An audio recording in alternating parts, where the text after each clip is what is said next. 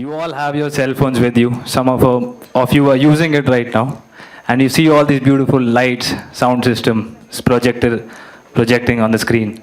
Have you ever imagined from the source of manufacturing, suppose it could be in China or USA, it has reached this present moment at this location? You might be thinking you bought it from a supermarket or you've got it from the mall. But there's a great underlying reality which you all generally don't think about. There's a fact. 90% of the world's cargo is carried on ships. And who drives those ships? Those are seafarers like us. I am Karanvir Singh Nayyar, a second officer in the Merchant Navy and also a life at sea filmmaker. So for those who are new to this profession, I'll just give a quick brief summary. Merchant Navy is not part of the armed forces. It is a commercial industry transporting cargo from point A to point B. We have 4 departments in this. I'm from the navigation department, that's the first department. The second are the engineers who run the engine of the ship. The third are the galley department, which are the cooks, the stewards. In fact, they are the most important people on the ship. And the fourth are the maintenance guys who keep a check of the rust and all the deck machineries, etc. But that's not the point. As a seafarer, why did I choose to come and present a talk on this particular day is what I want to start. See, I was sitting in Rishikesh and I saw an email from TEDxKIET with a theme PDF which said 1 + 1 = 3. Now I thought to myself, what a great arithmetic error they have presented to me. I scrolled down. I saw this quote from Albert Einstein that said, the most beautiful thing we can experience is the mysterious. Now my mind went back to the days on the sea. And yes, this equation holds true everywhere, not just on land, but on sea as well. I decoded it. For me, the first numerical digit, 1, represents the mind. The second numerical digit represents the body. The third element, which you see on top, which is the mystery, I decoded it into 2 particular sections. One section you may call it God, you may call it divine, you may call it faith or some unnatural force. And the second part is how, when these 2 numerical digits, the mind and body are ready, certain kinds of attitude starts flowing in. So I'm going to start with this particular statement which my mentor, my inspiration spoke about. It said, he who has conquered the internal nature controls the whole universe and it becomes his servant. What a profound statement, yet the gravity of it we cannot understand. In fact, I also did not understand until I reached my first ship, which was back in 2015.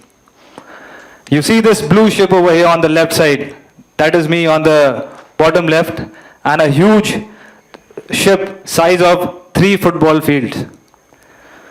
Now, I have graduated from Tulani Maritime Institute in 2015, and before that, my first goal was to be in the defense, which fortunately or unfortunately did not happen. But why I'm telling you this is, I had never been to sea before that, neither had I ever experienced what seasickness is or what solitude life is all about. I embarked on it from the gangway. Gangway is the ladder from which we step from, suppose, that particular area to this. So that is the land and this is the ship. We stepped on it. I stepped on the ship, and for the first 2 months, I recognized what is the life of solitude, what the life of solitude actually means. See, human beings are surrounded by people all the time. We are social beings. To suddenly come to a environment where you are just alone with your body and mind, it's quite hard. For the first 2 months went pretty well. But after that, the external factors, which I used to always, the external nature, which I used to keep emphasizing on, gave way. I met with a small injury, a small accident in the gym, and I injured my back. Well, I thought it'll get over in 1 week, but it took me 5 months to get out of it. I'll tell you why. Like Swami Vivekananda ji was saying, the internal nature is the greatest aspect to be controlled. But I was focusing on the external because my first goal in life was to become a paratrooper, perhaps join the special forces of the defense. So I was enamored by the external physical strength all the time. But it got crushed. I came back home after 4 months, and my mother was totally surprised as to how this young boy has now fallen into the trap of depression, is not able to move, and is talking all the time about going to the hospitals. I went to the hospital the immediate day after signing off from the ship and did a full body test for 3 days and found nothing. Absolutely nothing. I was shocked. My ego was totally shattered because I was focusing only on the physical aspect of life. So I found a Bible next to my sister's drawer, and I read this one particular line which said, I can do all things through Christ who strengthens me. Just a small line. But at the need of the hour, this line has actually saved me. See, it's not about God coming in. It's about certain texts which have been given in the ancient times which have powerful words. One line I came across was this, and I wrote it down on a piece of yellow paper. I put it in my pocket, and whenever I used to, get in a negative vicious cycle, I used to just keep reading this. You would not believe it, that within the next 10 days, the internal nature started shape-shifting. I was reading more about the books on positive attitude, a growth mindset, and started exercising, of course. But more importantly, the mind was speaking positively. What I recognized was, if you keep talking negative to yourself, the physical aspects of your life also disintegrate without a cause. So the internal nature is more important. Swami Vivekananda's point has been successfully proved to me by this incident. And then came the second cadetship, which was the best time in my life. Best 7 months. Now, the second instance which we all have faced, COVID-19 factor. Why I'm emphasizing on all of this is because I want to prove to you that 1 plus 1 is equal to 3 only when the first two numerical digits, which is the mind and the body, are ready. So COVID-19, an unfortunate event, happened. But remember, for context, I am still in the 1 plus 1 zone where I'm every day trying to be good physically as well as mentally. Now the challenge came up that seafarers, okay, let me hold on. Do you know that when all of you were in a lockdown, how did you get medicines? How did you get your hand sanitizers, your masks, your gloves delivered? It was not made in India. Yes, the seafarers and the ships were still running. And at that time, the seafarers were not classified as essential workers.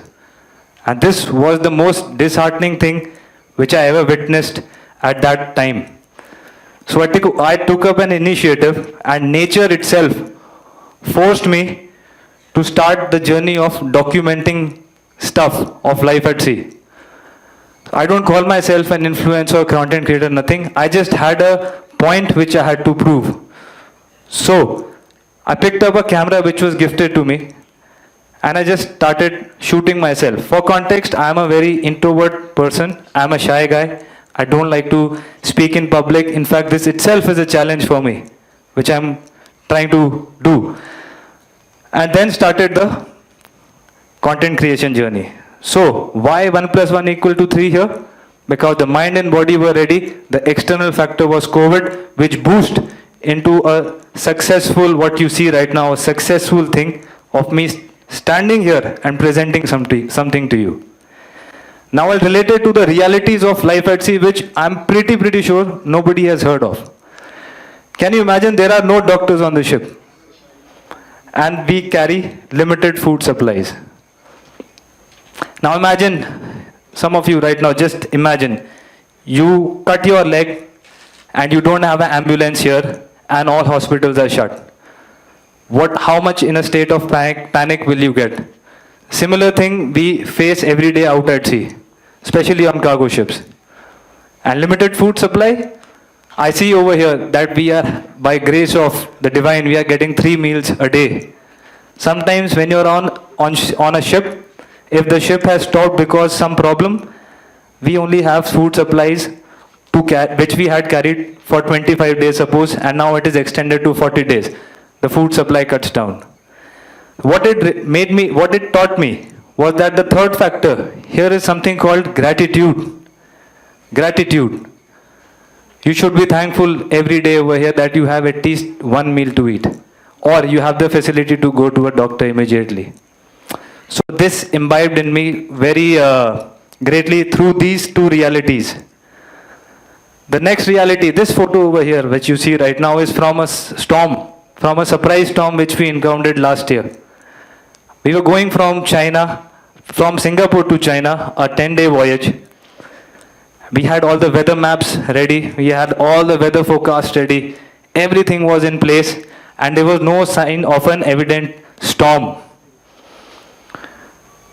Now, 2 days into the voyage, we had a sea condition which is like a mirror. If you see your phone screen right now, and when it's switched off, you'll see your face reflecting. Similarly, a condition like this happens out at sea. When it's absolutely glass, it's clear, you can see everything. That for you and a passenger is a very beautiful sight. What for us is the most dreadful sight to witness. Why? What happens is the atmospheric pressure suddenly drops down. A low pressure or a storm is generated, so all the wind is sucked into that place. So it is the first sign that you are heading into trouble. And we were heading into trouble.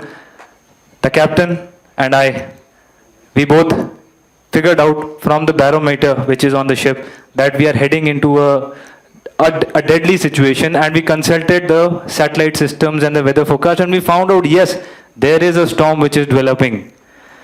Now remember, as huge as the ocean is, 70% of the earth is covered by water. Similarly, the storms which you see are equally tremendous, equally huge. So you cannot escape them like this.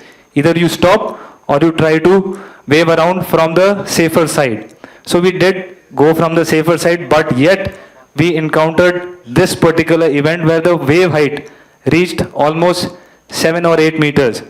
For 7 or 8 meters, my height is 1.8 meters. So 8-meter wave, you can imagine almost 4-5 times my height waves of the water.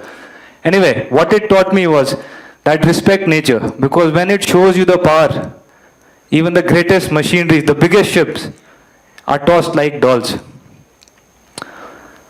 The next one is quite surprising actually. There are no brakes on the ship.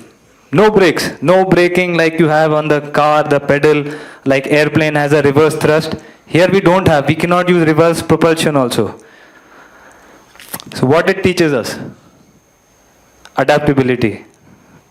See, when your mind and body are aware that there is a situation like a collision course of a ship, suppose this is the ship, this is another ship coming in front, you need at least 30 minutes to take the action.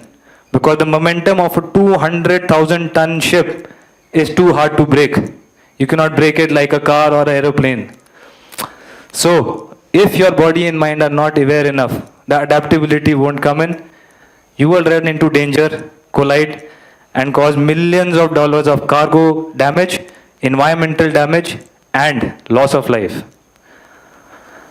The next is, there is no family life, of course, but there are irregular sleep cycles because the time zones are changing all the time. We are not stationary. The longitudes, we are traveling along the longitudes.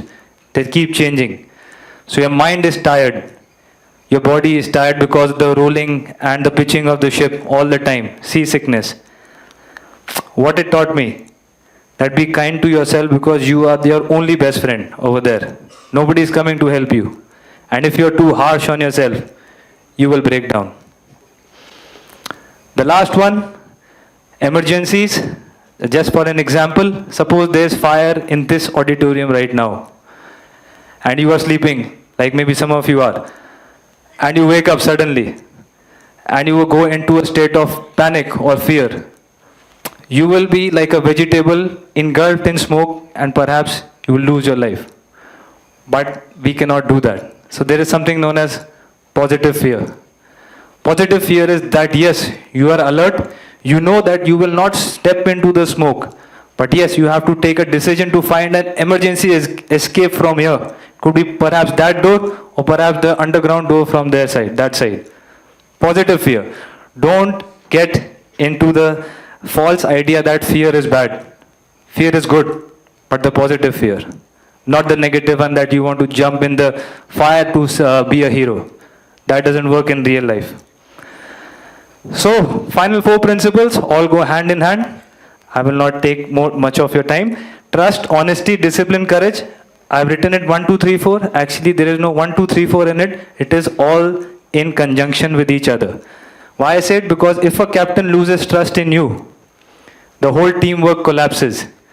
And how can you gain trust of the captain?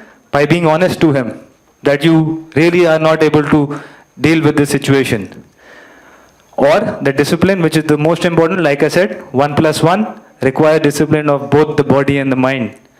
And courage, of course. So, my final takeaway, that 1 + 1 = 3 only holds true if you are willing to work on your body and your mind every day. Like Swami Vivekananda ji said, the internal nature. See, this is no gyan I'm trying to give you. I'm trying to be very realistic. That if you focus only on gym and do exercising, it is good. But equally, you need to have the internal ecosystem fresh. Work on it, like perseverance, dedication, discipline. All of that is required. And like my teacher says, your life is in your hands and no one else's. Thank you.